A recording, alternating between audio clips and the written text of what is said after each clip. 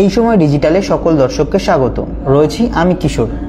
আজ সোমবার, সপ্তাহের প্রথম দিন। শেয়ার বাজার কেমন গেল সেই দিকে আমরা নজর রাখবো। যদি একেবারে দিনের শুরুতে বলা হয়, অর্থাৎ 9টা 15-তে যখন বাজার খুলে, তারপরেই কিন্তু শেয়ার বাজারে একটা বিরাট উত্থান লক্ষ্য করা যায়। সেন্সেক্স এবং নিফটি 50 উভয় সূচক কিন্তু এদিন প্রথম দিকে বুলের গতিতে হু হু করে বাড়ছিল। যদি দুটি সূচকেই যদি আমরা উভয় সূচকেরই রেকর্ড দেখতে পাই, তাহলে কিন্তু দেখব সেন্সেক্স প্রায় 77,000 গণ্ডি পার করে যায়, অন্যদিকে নিফটি 50 কিন্তু 23,400 অতিক্রম করে।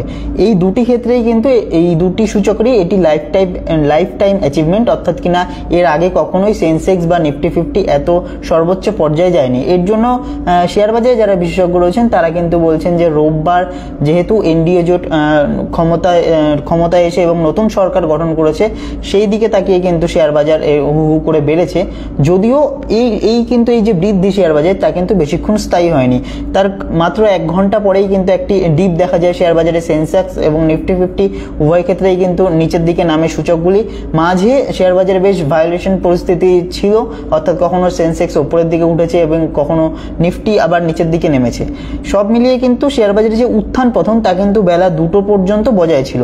2:30 নাগাদ শেষ পর্যন্ত দেখা যায় কিন্তু সেন্সেক্স এবং নিফটি 50 উভয় শেষ পর্যন্ত আবার নিচে নেমে রেড জোনে শেষ হয়। আমরা যদি দেখি, তাহলে আজকে দেখবো যে সেন্সেক্স বন্ধ হচ্ছে 76,490 পয়েন্টে, যা কিনা আগের দিনের তুলনায় 203 পয়েন্ট কম।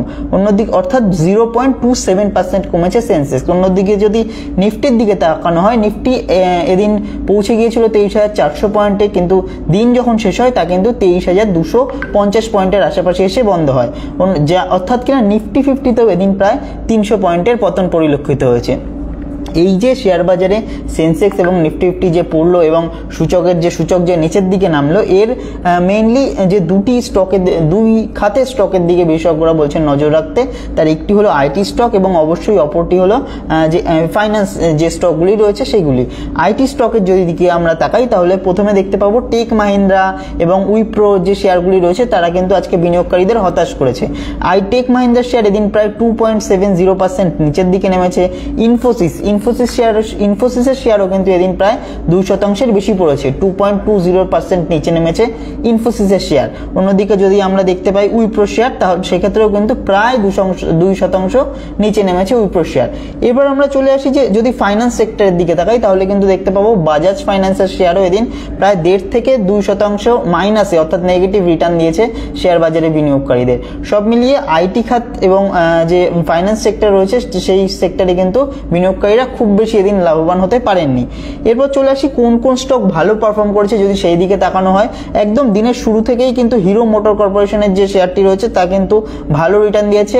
দিন শেষে 2.5% বৃদ্ধি পেয়ে বন্ধ হয়েছে হিরো মোটর কর্পোরেশন শেয়ার। এছাড়া UltraTech cement, Sipla, power grid কর্পোরেশনের শেয়ার কিন্তু ভালো রিটার্ন দিয়েছে। পাওয়ার গ্রিড কর্পোরেশনের শেয়ার একদম সকাল থেকেই প্রায় 3% রিটার্ন দিচ্ছিল। দিন শেষে যখন বাজার বন্ধ হয়, সেক্ষেত্রে দেখা যায় 2% রিটার্ন দিয়ে বন্ধ হয়েছে। অর্থাৎ এই সেক্টরে বিনিয়োগকারীরা কিন্তু এই সূচকে, মানে এই যে স্টক রয়েছে সেক্ষেত্রে বিনিয়োগকারীরা কিন্তু বেশি লাভবান হয়েছেন এই সূচকে বিনিয়োগকারীরা। শেয়ার বাজারের পতনের কারণ হিসেবে দিন শেষে একেবারে বিকেল মাত্র 2-3 ঘন্টার মধ্যে যে পতন ধরা পড়েছে, এক্ষেত্রে শেয়ার বাজারের বিশেষজ্ঞরা মূলত একটি জিনিসের দিকে লক্ষ্য রাখতে বলছেন, তা হলো মার্কিন মুলুকের যে আমেরিকার যে কেন্দ্রীয় ব্যাংক রয়েছে ফেড, তারা কিন্তু রেট কমাতে পারে বলে একটি জল্পনা চলছে। এই রেট যদি কমানো হয়, তাহলে অবশ্যই বিভিন্ন দেশের শেয়ার বাজারের পাশাপাশি ভারতীয় শেয়ার বাজারেও কিছুটা ধাক্কা আসতে পারে, যার ফলে নিচের দিকে নামতে পারে কিন্তু সূচকগুলি। সেই দিকে নজর রাখতে বলছেন বিশেষজ্ঞরা। সোমবার সবে বাজারে শুরু হলো, মূলত বলা যায় দিনভর ভালো ছিল শেয়ার বাজারের পারফরমেন্স, যদিও শেষ পর্যন্ত তা বিয়ারের কবলে পড়ে যায় দুটি সূচকই। আশা করা যাচ্ছে মঙ্গলবার এখান থেকে ঘুরে দাঁড়াবে বাজার। বুধবার ফেড কি সিদ্ধান্ত নেয় সেদিকেও অবশ্যই নজর থাকবে বিনিয়োগকারীদের। ততক্ষণ দর্শকেরা অবশ্যই জুড়ে থাকুন এই সময় ডিজিটালের সঙ্গে। আমাদের লাইক, ফলো, শেয়ার করুন ফেসবুক, ইউটিউব এবং এক্স হ্যান্ডেলেও।